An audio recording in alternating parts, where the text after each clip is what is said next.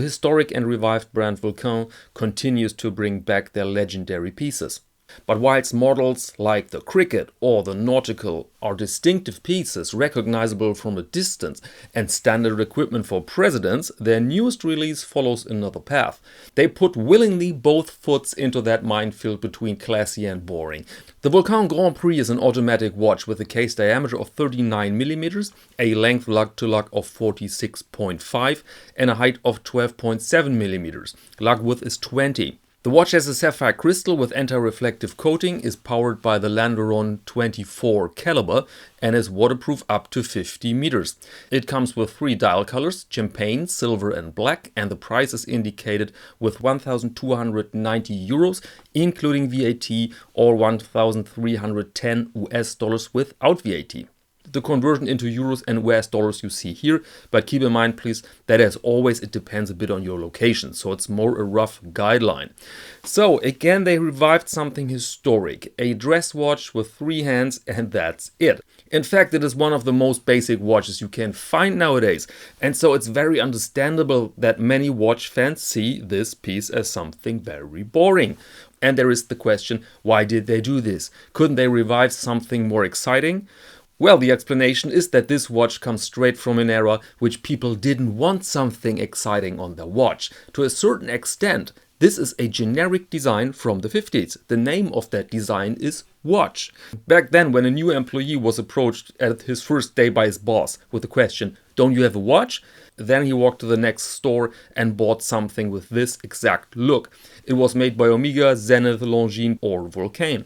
And again, despite some tiny model names on the dials, the general expression here was watch. This really is the equivalent of a Goodyear welted dress shoe in black or brown without any decoration. And now a quick dive into the few details here.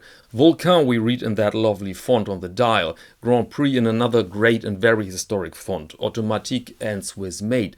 The colors are very typical for the 40s and 50s, especially that champagne and silver, enhanced by a radial brushing. And I know you're waiting for 2 minutes now that I finally address these hands. Well, metal parts stamped out of a plate, unloomed, without decoration, pointing at simple indices and simple minute markers. Good length, not always super legible, extremely long lasting and affordable. Extra tip here for handling originals, by the way. With the minute markers you identify fakes and refurbished dials. They're very often poorly applied. Another experience with real vintage watches is this. Important is not only the dial but the entire ensemble. The charm of a real vintage piece lies very often in the slender dimensions and the handsome straps. This piece is with 39mm rather big for that genre, but it might be perfect for all you guys with bigger wrists. When you usually wear 42mm, this can be your piece for the full vintage experience under your shirt cuff. Now one word about the movement. Landeron sounds great in this context, but don't confuse this caliber with the historic Landeron chronograph movements. The Landeron 24 is produced by a modern company in Switzerland called Deppa, and so it ticks with a modern beat rate of 28,800 and offers a power reserve of 40 hours. Back to the entire watch. Another plus lies exactly in the simplicity. We often forget that we're not supposed to see a watch once or twice. A watchmaker's understanding back then was that we see our watch every day, sometimes over decades. During these decades, our taste is in constant development, also our view into the world. And so I think it's a great strength that these pieces here can go with us like that Goodyear welted dress shoe made of black or brown calf leather. But you could go against this with a simple objection that you may find this watch after some years on the wrist especially boring.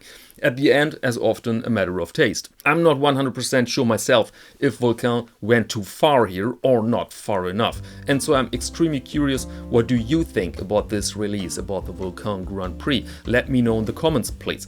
And with that request, I'd like to close this episode. Thank you very much and see you next Monday to Watch of the Week.